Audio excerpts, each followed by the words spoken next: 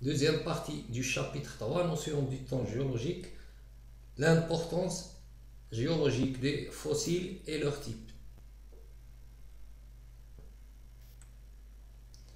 Donc la découverte de fossiles d'êtres vivants dans les roches nous apprend que les espèces n'ont pas toujours été les mêmes sur Terre. Au cours des temps géologiques, des espèces ont disparu alors que d'autres espèces sont apparues. Les fossiles apportent donc la preuve d'une vie passée. Ils nous permettent aussi l'étude des liens de parenté entre les êtres vivants grâce à l'interprétation ou l'étude de leur caractère morphologique. On peut ainsi reconstituer l'histoire de la vie au cours des temps géologiques en se basant sur ces fossiles. Ils nous permettent aussi de reconstituer les paysages anciens. Quelles sont donc les caractéristiques ou les propriétés des fossiles qui leur permettent d'avoir cet intérêt ou cette importance géologique? Donc on commence par le premier type, les fossiles stratigraphiques. On a ici trois types de fossiles qui appartiennent à des espèces éteintes qui n'existent plus, qui ont caractérisé des périodes géologiques précises. Donc première activité, l'observation des documents et en déduire les points communs entre ces fossiles. Donc on commence par les fossiles d'ammonites qui sont des ammonites, ce sont des mollusques marins céphalopodes ayant vécu au secondaire, découverts dans diverses régions du monde. Ce sont des espèces éteintes il y a environ 72 millions d'années. Ils ont existé entre 200 et 70 millions d'années.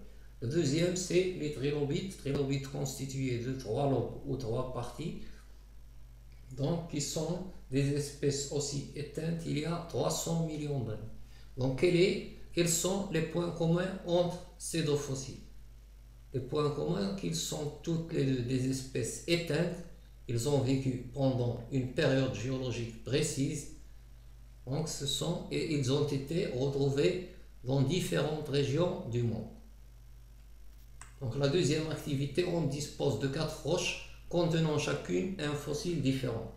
Une roche B avec des nummulites, une roche C avec des trilobites, roche A avec des ammonites, la roche D avec des limnites. Donc la question, en quoi ces fossiles peuvent-ils nous être utiles et quelles informations supplémentaires peuvent-ils nous donner sur ces roches qui les contiennent? Donc on commence par l'étude du troisième document. Donc les temps géologiques sont subdivisés en 4 ères, l'ère primaire, secondaire, tertiaire et quaternaire. Ici on a l'âge en millions d'années. Donc la première chose à remarquer que les trilobites, ce sont des espèces qui sont apparues et disparues pendant l'ère primaire. Les ammonites apparus et disparus pendant l'ère secondaire. Les nummulites sont apparus et disparus pendant l'ère tertiaire. Tandis que le quatrième fossile, c'est une espèce qui n'est pas éteinte. Donc, il a existé depuis le primaire jusqu'au quaternaire. Donc, il ne peut pas caractériser un ère précis. Donc, peut-on classer les roches en se basant sur ces fossiles? Et quelles sont les roches qu'on peut classer en se basant sur ces 4 fossiles? Donc les roches que l'on peut classer, ce sont les roches qui contiennent des espèces ou des fossiles qui sont des espèces éteintes, qui ont caractérisé une période précise des temps géologiques, à savoir les trilobites qui caractérisent l'ère primaire, qu'on trouve dans la roche C. Les ammonites qui caractérisent l'ère secondaire dans la roche A. Puis les nummulites qui caractérisent l'ère tertiaire, on les trouve dans la roche B. On dit que la roche D qui contient des limnés, ces limnés ne caractérisent aucun aire précis. On passe au classement. Donc ce qu'on peut classer, ce sont la plus ancienne roche, c'est la roche C, puisqu'il contient des trilobites qui caractérisent le primaire. Donc la roche s'est formée pendant le primaire. Deuxième roche, c'est celle qui contient les ammonites. Elle s'est formée pendant l'ère secondaire. La troisième, c'est celle qui contient les nummulites qui se sont formés pendant l'ère tertiaire.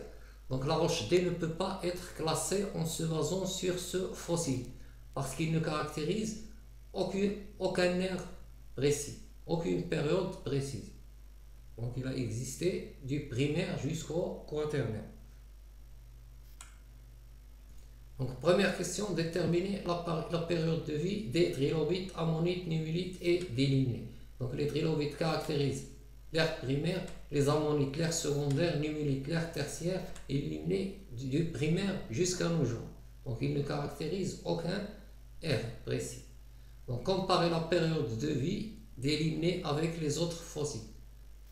Donc les trilobites, nummulites et ammonites ont existé pendant une courte durée à l'échelle des temps géologiques. Même si c'est en millions d'années, on parle de courte durée parce qu'ici on a l'échelle des temps géologiques. Donc déduire la première caractéristique de ces trois fossiles. La première caractéristique, c'est l'existence pendant une courte période ou une courte durée. Donc il délimite des périodes de temps courtes. Quatrième question, sachant qu'on trouve ce type de fossiles dans différentes régions du monde, que peut-on déduire concernant leur répartition géographique? Donc ils ont une répartition géographique qui est très grande. On peut les trouver dans différentes régions du monde. Peut-on classer les roches A, B, C selon leur âge? Oui, puisqu'ils contiennent des fossiles qui caractérisent des périodes précises. Tandis que peut-on déterminer l'âge relatif de la roche D par comparaison avec les autres? Non, parce qu'ils ne caractérisent aucune période donnée des temps géologiques. Ils ont existé pendant plusieurs ères. Donc septièmement, quel est l'intérêt géologique de ce type de fossile? Donc il nous permet de dater ou donner une datation qui est relative par comparaison des roches et des couches sédimentaires. Les géologues les utilisent pour dater relativement les roches et les strates ou les couches sédimentaires. Comment appelle-t-on ce type de fossiles? On les appelle des fossiles stratigraphiques. Donc la troisième activité, on va s'intéresser uniquement aux ammonites. Donc c'est une espèce qui est apparue au début de l'ère secondaire. Il a disparu dans le même ère. Mais ce qu'on remarque, c'est la forme de la coquille des ammonites. Donc les ammonites, on remarque qu'on a, à travers les temps géologiques, pendant leur existence, la forme des coquilles a changé. On parle d'une évolution. L'évolution, le changement de la forme de la coquille. Donc les ammonites se caractérisent par une évolution rapide, un changement de forme de la coquille. Donc on passe aux questions. Déterminer la période d'existence des ammonites, c'est l'ère secondaire. Comparer les coquilles d'ammonites durant la période de leur existence. Donc les coquilles des ammonites ont subi plusieurs changements pendant l'ère secondaire. Que pouvez-vous déduire de cette comparaison? Donc on a dit que les ammonites ont eu une évolution rapide, un changement de forme de la coquille.